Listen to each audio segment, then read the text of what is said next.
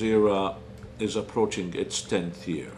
What we are trying to do right now is to concentrate on, to make our coverage concentrate on the human issues. We cover these things, we concentrate on them. That's our major concern now. It is not the official sort of handshake journalism.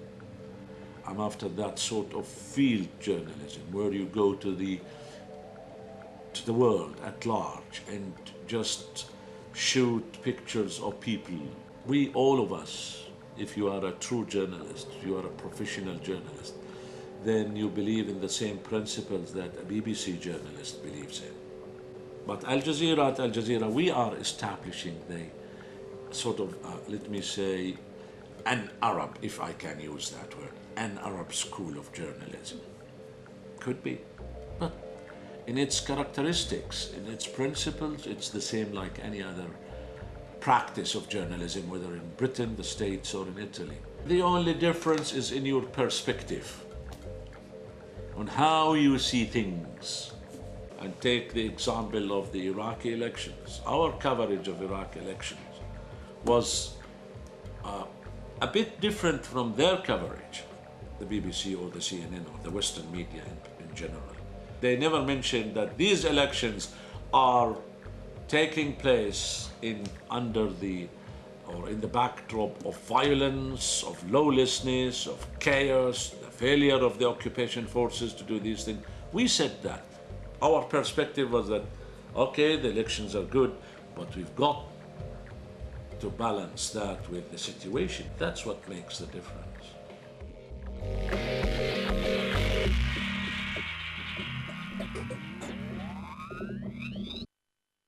These are actually for daily wear, and they involved a lot of handworking, like crochet, and I actually painted this myself.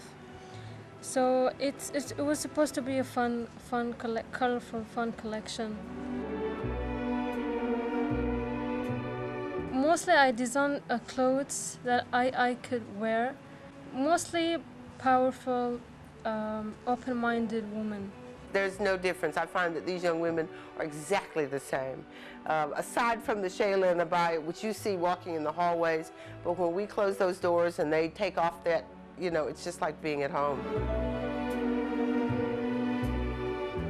For ladies' parties, of course, we take off our abayas. Oh, gosh. Probably they wear haute couture, very, very sexy, you know, very female. But it's for women, you know. I mean, there are no men around.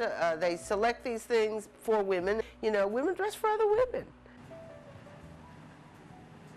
I know it's actually shocking for you to see me designing these colorful clothes and I'm wearing abaya, but in the end I think we are all humans and we all like love colors and we all dress up the same actually.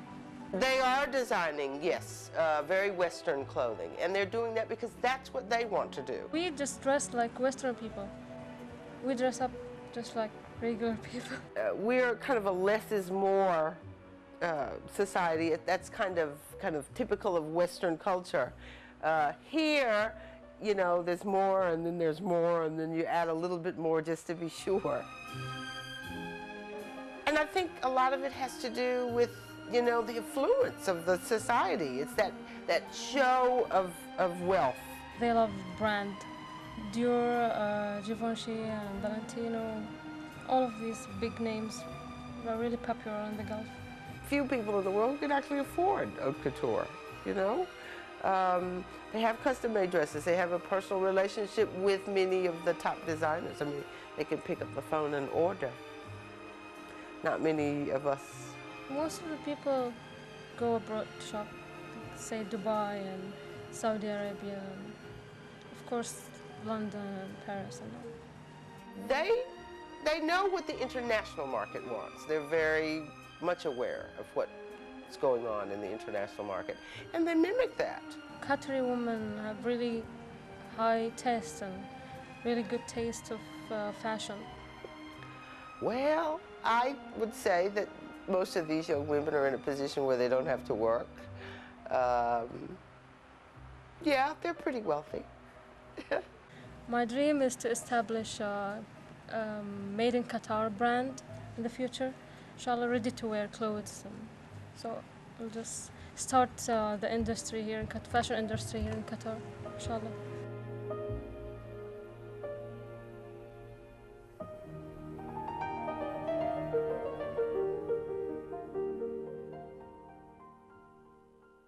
Where are you from? I'm from Iraq. I'm from Oman. I'm from Egypt. I'm from Bangladesh.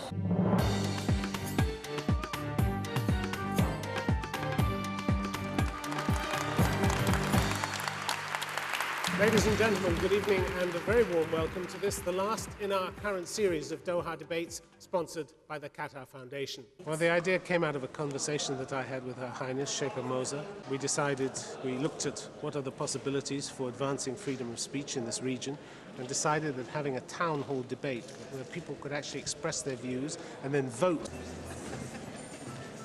At the end of the debate, the audience will be asked to vote. The format of these debates is based on the Oxford Union debates. For each debate, we formulate a motion, which is a controversial statement on a topic.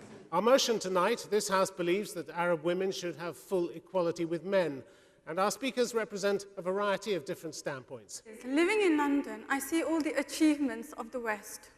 I see the progress, I see democracy. But again, as a Westerner, there are a lot of evils inherent in Western society. And some of them, I think, are coming directly as a result of feminism. The speakers strive to be articulate, sometimes funny. Now, when we give women the right to choose, I hope that they don't choose to be like men. Okay, because most men are worthless, unfortunately. But also, always to push their argument. Freedom is not given, it's taken.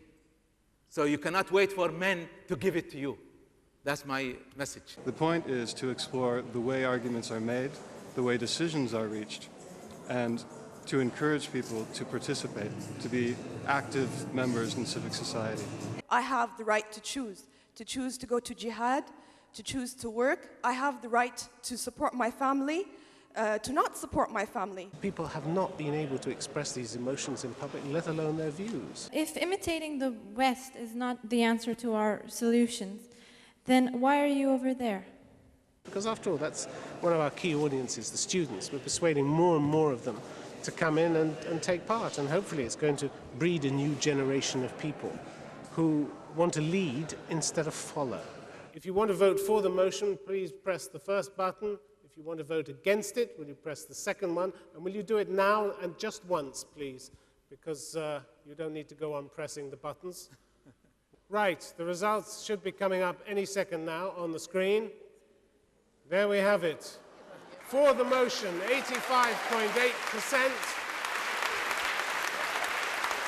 Don't you find quite strange that there is a discussion in television, there is a representation of a parliament in television, but it's not in the real society? I don't understand. How do you mean?